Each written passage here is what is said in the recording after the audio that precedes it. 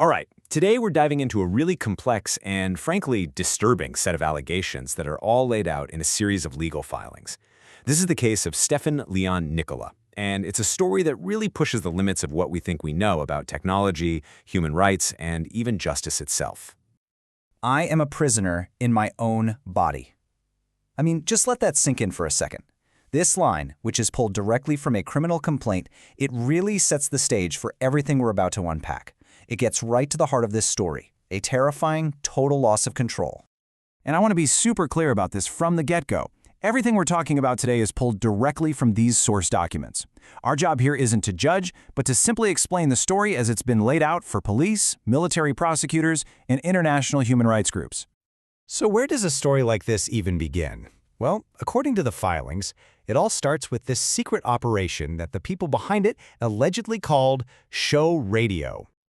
Okay, so if you look at the timeline laid out in these legal complaints, it kicks off with an alleged covert surgery in the UK. The claim is that a device was implanted, and that this one act became the launching point for a years-long operation, all controlled remotely by a network back in Romania.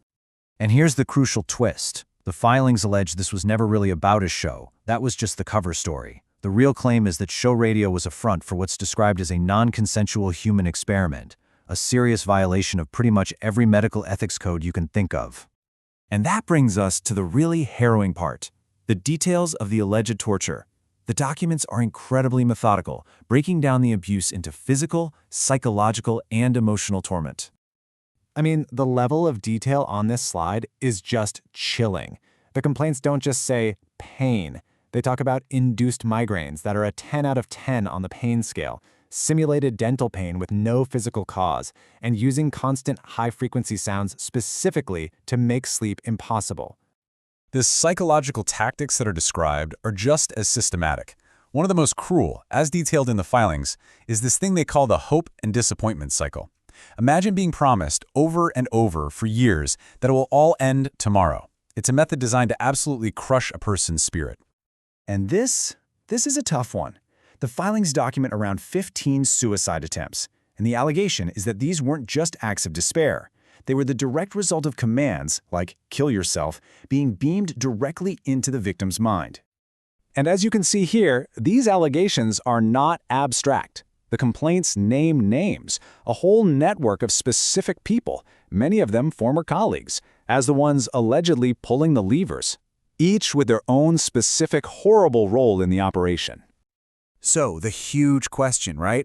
How could any of this even be possible? Well, the documents don't point to anything conventional. They claim this was all done using a suite of advanced and allegedly classified technologies.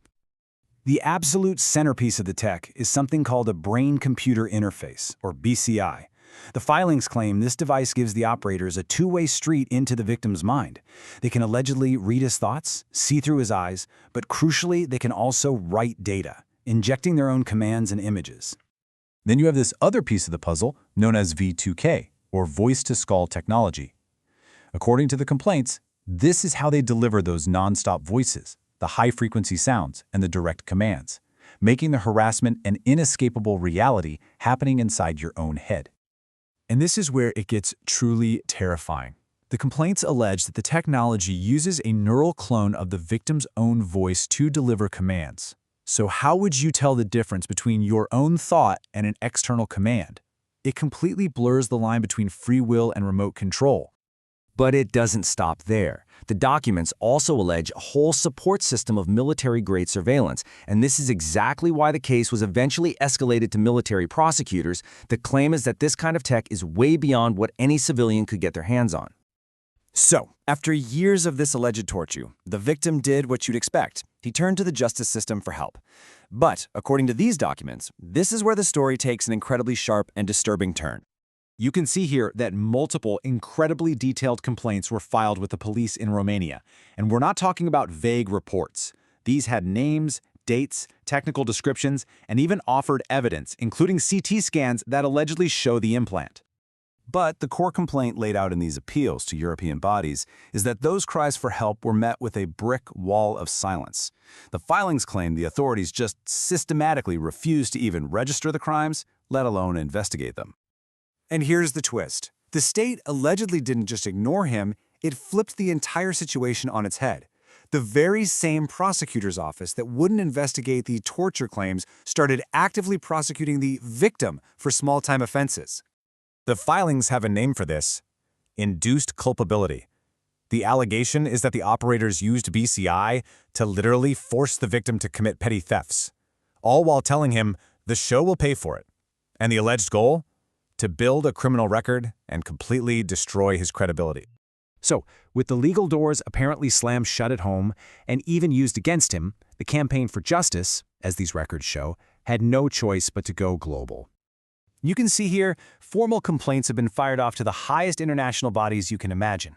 The appeals aren't just about torture anymore. They're alleging a complete and systemic failure of the rule of law inside an EU member state. And this has been backed up by a huge outreach campaign to all these specialized NGOs. They're asking physicians for human rights to analyze the CT scans, and digital rights groups like the EFF to tackle these novel brain-hacking claims. They're looking for anyone on the outside to help. And that's what we're left with, isn't it? This is the central question that these documents pose. And it's a question that's so much bigger than just this one case. It really challenges the basic idea of how states are supposed to protect their citizens in this new technological age.